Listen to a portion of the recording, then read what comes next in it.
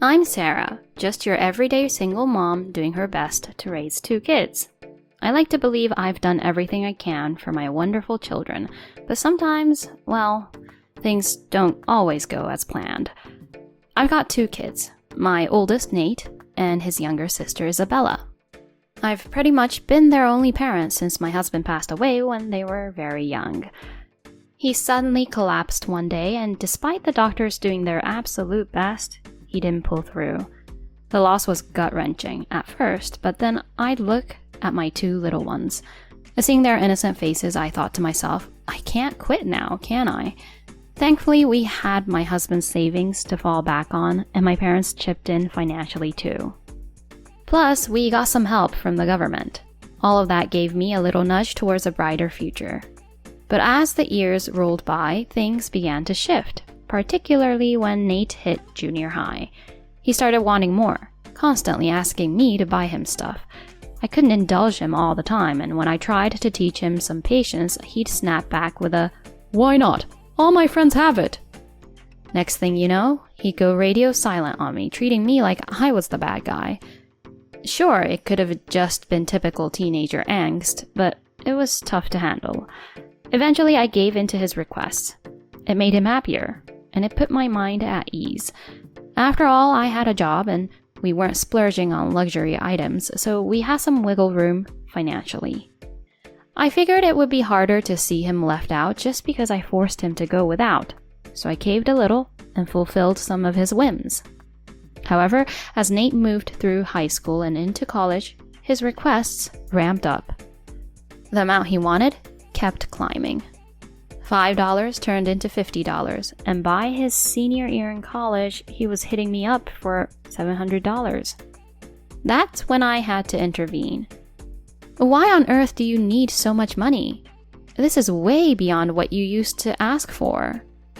Then Nate got all defensive and blurted out, "What? Isn't it obvious? My girlfriend wants a designer bag and I'm going to buy it for her." I was taken aback. I had no clue he even had a girlfriend, let alone why a college student would need a designer bag. But when I shared my thoughts with him, he fired back. "Quit nagging. It's the norm. Get with the times." I was on the verge of tears. Did I screw up raising him? Just then, my daughter Isabella, who'd been watching this whole debacle, stepped in. "If you're so keen on buying your girlfriend a gift, why not get a part-time job and earn your own cash? Any girl who expects her boyfriend to fork out for designer bags can't be all that great." Indeed, unlike Nate, Isabella has always been an overachiever. She's been working part-time since high school and earning her own money, and she's still at it. She even tells me things like, "I don't need an allowance because I have my part-time gig." She's such a gem. She got into a top high school and is now at a promising university. But Nate? His grades have been nothing short of dismal, and I've heard he's been stirring up trouble at school. The high school and college he attended were, well, let's just say they weren't exactly selective about their students. Because Nate had this knack for mooching money off me and wasn't the politest of the bunch, his relationship with his sister wasn't exactly rosy. They were apples and oranges, and it showed. So when his sister gave him a piece of her mind, he didn't hold back. "Shut up. It's not your place to talk. Quit acting like the golden child. It's driving me nuts." He practically shouted those words at her, and then he laid into me. "So what's your plan, huh? Are you okay if your darling son can't spoil his girlfriend?" He was really pushing my limits. I guess I should have pushed back, but the thought of his life spiraling made me feel sympathetic. In the end, I caved in yet again. "Alright, but this is the last time. I can't keep shelling out $700 like it's pocket change. I'm not made of money, you know." I handed him the cash, making him swear it was the final time.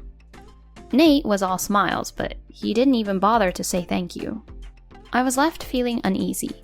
But if this could help him smooth things over with his girlfriend, that's the thought I clung to. Nate was on the brink of graduating college and landing a job. He claimed he had one lined up. I figured once he started earning a paycheck, he'd quit asking me for handouts. But, as it turns out, my hopes were misplaced. Sure, he did graduate and snagged a job, which was a plus, but he started trickling in later and later at night. It's one thing if he's out late for work-related drinks, but sometimes he wasn't back till sunrise. "What in the world keeps you out so late?" I inquired, concerned. "Huh? Just chilling at my girlfriend's place," was all Nate would offer. He's an adult, so I really shouldn't poke my nose in. But as days turned into weeks, he was coming home less and less. When I asked why, he said, "My girlfriend wants me to crash at her place. She lives alone. Quit prying." Maybe I was fretting too much. I just wished I could meet this mysterious girlfriend at least once. As I mulled that over, a few months flew by.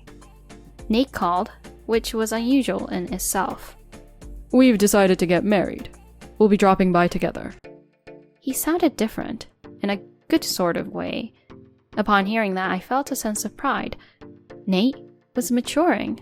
He was ready to start a family. I felt a wave of joy and agreed to meet them. A few hours later, Nate and his girlfriend popped over. But on setting eyes on her, I was taken aback. She seemed to be trying a tad too hard to look young with thick makeup.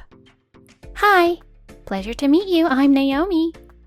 She greeted me so casually. Was she really here to introduce herself as the future wife of my son? I couldn't help but question her demeanor. I wouldn't exactly say I was overjoyed. My daughter Isabella, who was also home, seemed at a loss for words. Then without much preamble, Nate turned to me and said, "So we're planning a honeymoon and need some cash." He said it with such a matter-of-fact face. But I was flabbergasted and took a moment to process his words. The first thing that popped into my mind was, "Did you guys file the marriage license with the city office?" Nate just shrugged. "Marriage license? We can handle that later. We're getting hitched anyway." He didn't seem to think it was a big deal. I suppose if they were both on board, it wasn't an issue. My next question was, "Where's your family from, Naomi? If we're talking marriage, I should meet them." And she replied, "I lost my parents early on, so I don't really have a family home." She said it with such enthusiasm. I felt guilty for asking, but also thought she could tone down the cheeriness. I had a ton more questions for her, but before I could open my mouth, Nate cut in. "Who cares? Just fork over the money already." He was rushing me. "But it's not as easy as just lending money," I explained, laying out how much I'd already poured into Nate over the years. "You both have jobs now. Why not live within your means?" Honestly, it was a bit bold of them to drop the marriage news and then immediately hit me up for honeymoon cash. It was a breach of good manners, to say the least. They should bear a bit more responsibility now that they're adults. But Naomi was quick to rebut my words. "Hey lady, don't be like that. We know you have some money stashed away. You've got a nest egg for Nate's future, right? That's what Nate told us. We're just asking you to trust us with it." I was taken aback that Naomi, who was essentially a stranger until a minute ago, was so clued up about our family finances. But it was true. I had mentioned saving for Nate's future before. I was amazed he'd spill those beans to her. Now I couldn't just let this slide. "What? I'm under no obligation to hand over my money to you." I got a bit emotional, but she kept going. "But lady, you kinda do have an obligation. Nate stays over at my place since I live alone. My place isn't free. What about rent? Are you planning to just abandon your son as his mom?" She said all this with a touch of arrogance. Fed up and feeling like I was hitting a brick wall, I just wanted this to end. That's when Nate piped up. "Just give me the card for that account you've saved for me, that's all." His casual remark just added fuel to my fire. I wanted to kick them out right then and there, but I realized that wouldn't resolve anything. So in a moment of exasperation, I handed over the card with one warning. But remember, only up to $2,200, okay? It includes Isabella's share too. But Naomi just said, "Okay, got it. You should have done this from the get-go," and gave me this unsettling grin. Then the two of them strutted out of the house like they'd won the lottery. Isabella, who had been watching the whole spectacle, looked concerned and asked, "Is the card going to be okay?" But I chose to stick to my guns.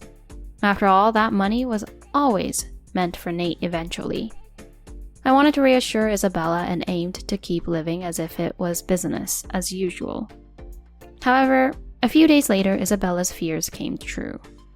I'd set my card to shoot me an email every time a payment was made. It was my way of keeping track on my phone and where and how much was being spent. One morning I woke up to a barrage of notifications on my phone. More than 10 payments had been made with my card. I was speechless when I saw the amount. What? They've blown through over $14,000? Even though I had given Nate the green light to spend up to $2,200, the amount held nearly $35,000 in total. The bills included flight tickets, designer bags, fancy restaurants, and what looked like a luxury hotel stay. I'm sure they jetted off on their honeymoon and splurged there. I immediately called Nate, but Naomi was the one who picked up. "Oh, hey you. Nate's in the restroom right now, so I took the call," she replied, just as flippant as ever. "Hey, how much did you guys blow? I told you $2,200, didn't I?" She just chuckled and said, "Oh, has it added up to that much? We still have a few things on our wish list, you know, so we're probably going to spend a bit more. Thanks for picking up the tab." Unable to bear it any longer, I called the card company as soon as I hung up and requested them to cancel my card. They informed me the contract was valid until the end of the month, but they could put a stop to the card usage immediately, so I asked them to do just that. If I didn't, they would empty the account. I blocked their numbers and any international calls. I briefed Isabella about what was happening and asked her to do the same. They had to face the music for their actions. I was dead set on showing them what happens when you cross a woman scorned. With a card out of action, they couldn't buy a thing, including their return tickets. Obviously, hotel stays were off the table too. Essentially, I'd left them stranded abroad. My message was clear. Enjoy your trip through hell. Then a few days rolled by. By this time, Nate and his girl should have been back home. But without the means to buy a return ticket, they were stuck abroad, just as I'd planned. But something came up and I sent an email to Nate. "I've unlocked $350 on the card so you could make your way home." The next day, the two of them turned up at my house. It was clear as day they were worn to the bone, both physically and emotionally. But Naomi still had the nerve to snap at me. "Lady, what did you pull? This is beyond messed up. Who in their right mind cancels a card like that?" From the sounds of it, they'd tried to use the card all over the place, but to no avail. They'd apparently gotten so upset, they ended up in the local police station, tossed in something resembling a cell. They were suspected of something and thoroughly searched throughout the day. They must have been scared out of their minds, not knowing what was to come.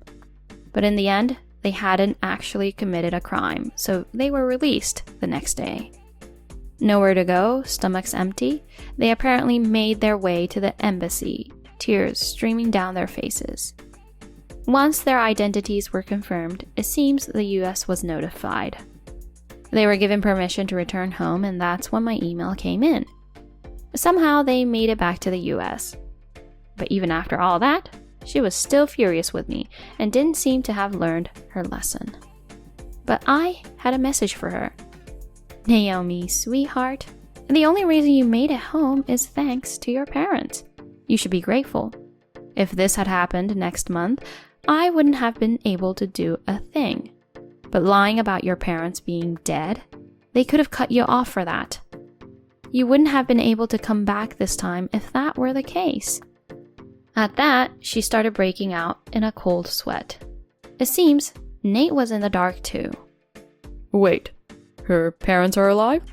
What's happening? He asked, eyes wide in shock. For the past few days, I've been getting calls from an unknown number. Normally, I don't answer calls from numbers I don't recognize, but they were so persistent that I picked up. I'm Naomi's mother, she said, sounding remorseful. I was taken aback, but I decided to hear her out.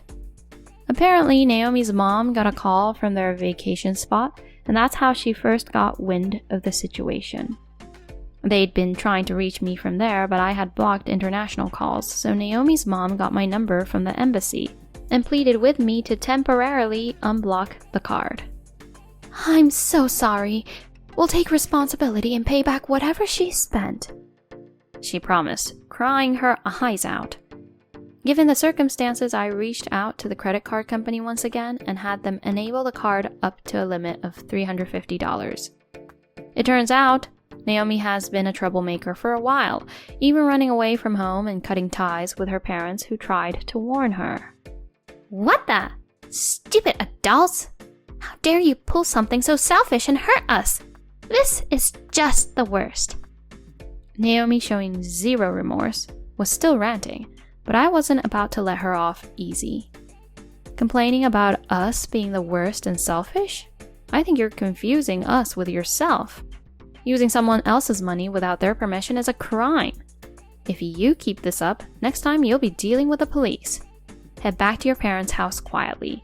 If you don't listen this time, I'll call the cops right here, right now. I said, all while flashing a chilly smile. That must have spooked her because she bolted from the house without a word to Nate. He tried to stop her, saying, Hey, wait up!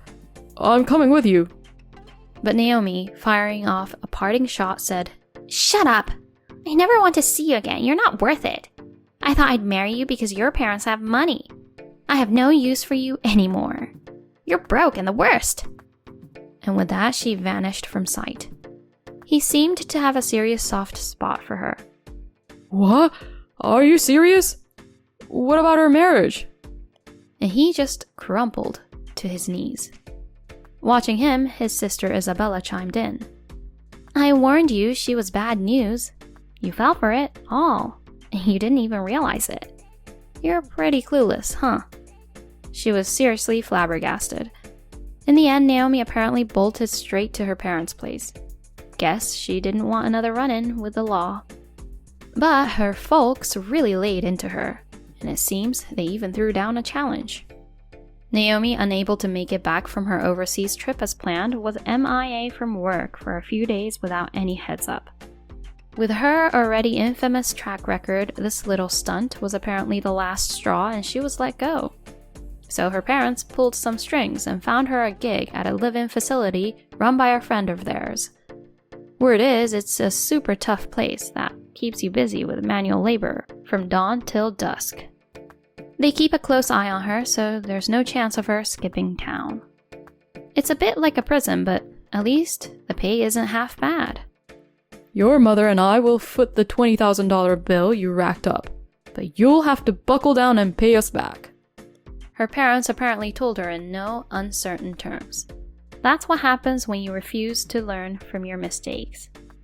Last I heard, she's still working her tail off. Nate, too, apparently lost his job due to his no-shows. In one fell swoop, he lost his fiancée and his job, and yet he doesn't seem the least bit repentant. He came to me again with his hand out saying, I'm in debt because I splurged on her. Honestly, I don't know what to do with him, my own flesh and blood. But I've made up my mind not to give him another penny, so I told him, pack up, leave our house, and find a job. Earn your own money, pay off your debts, or else you'll be taken for a ride by another gold digger. I held my ground and kicked him out. Even as his mom, I had to do it or else I couldn't stand it anymore. It'll serve as a good lesson for him. Now he's managed to scrape together enough to rent a rundown apartment, and it seems he's working from morning till night, slowly chipping away at his debt. As for me, I finally found some peace. Isabella is doing great. climbing the corporate ladder at a top-tier firm. She treated me to a fancy dinner with her first paycheck and introduced me to her incredible boyfriend. It was a reminder of what a wonderful daughter she is. Now that she has moved out, I have the house to myself. But I've found new hobbies and I'm enjoying my occasional downtime. Life is good.